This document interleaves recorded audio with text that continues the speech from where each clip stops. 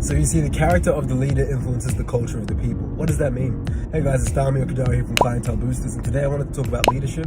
You see, as a 23-year-old, I've still got so much to learn about leadership. I am not coming on here to self-proclaim as, an A-level leader necessarily. I'm just here to talk about experiences and things that I've learned on the journey of leadership, especially being involved in sales and marketing for now north of 5 years, since I was 18 years old. So now coming up on my 5th year, there's a few things I've learned. The first thing I've learned, as I'll repeat, is the power or the character of the leader influences the culture of the people. And I want to shout out Fees, the roommates, because he's the first one that I heard this from back in 2021 or 2022 or 2020. Your company or your business can only grow as fast as you are a good leader. So if you're a poor leader, then you're going to very much struggle finding A-level talent to work for you, whether it's a virtual assistant, whether it's an employee in your country, whether it's an employee overseas, whether it's a contractor.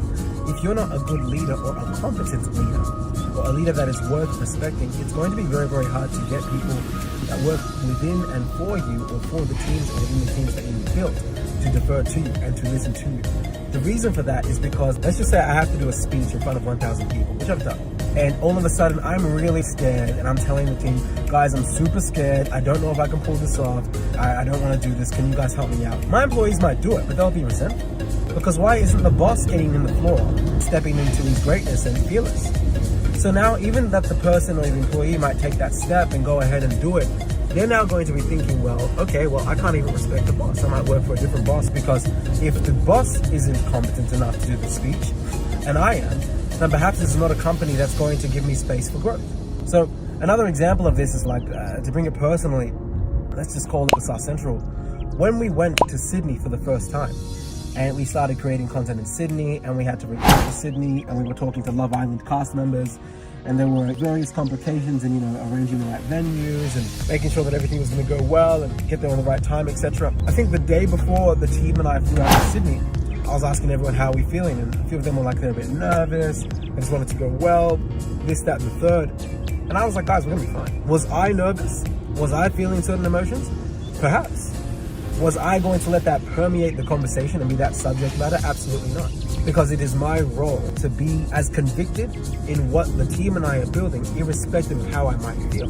So it's the role as the leader, and it's not about not being not vulnerable.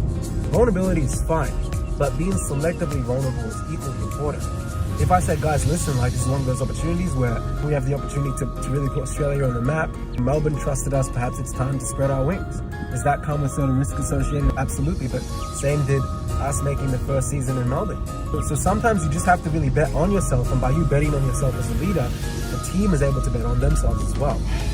Another example, a clientele booster. So when I was 20 years old, this is maybe early COVID 2020 in Australia, I had the opportunity to work with 2 politicians on 2 campaigns, and I was very green to Facebook ads at the time. I'm not going to name the name of these politicians, but I've got relationships with both of them to this day. One of them was the ex-mayor of Werribee, and that was a referral from Wyndham TV. Shout out to Tim at Wyndham TV. He was a client of ours for a few years. He was a great guy, such a great gentleman. And I was green to Facebook ads, but I understood that this was an opportunity that I couldn't miss. It was going to be a really great case study, and I knew I could do it. And issues came, when you're dealing with a politician, there's certain things that you have to be aware of, and certain social nuances that I was not exposed or familiar to at the time. But I bet on myself, and I said, listen, I'm going to go ahead and I'm going to figure this out. I'm going to figure out how she can get reelected. She told me who her competitors were. I was looking at what her competitors were doing. There was issues with a few things, ads getting banned, and we made it work. In fact, what's crazy? On my 21st birthday, she called me in the morning, and she was like, Dami, I'm really stressed. I'm really disappointed. I don't like how this part is going and this part. And it's my 21st birthday, but I was like, oh good, I'm gonna figure this out for you. Give me 20 minutes, I'll figure this out. And she ended up getting reelected on the board. So again, it's little stories like that as leaders that you have to build competency within yourself that allows people to want to be led by you. And it's very crucial to understand this, because I've had many slaps throughout my journey of leadership where it wasn't until I got a bit older, and I'm still young at the moment, but it wasn't until I had, more foresight and experience where I realized, look, at that time I wasn't competent enough to lead that team. I was not skilled enough to identify my weaknesses. I was not reflective enough to understand that they needed to see me exhibit competency in XYZ fields. Or maybe that's why that team member left. Maybe that's why that person wanted to join that competitor. And those things hurt, and oftentimes those lessons are bipartisan, are painful and expensive, but those lessons are also what build grit and gratitude and reflection.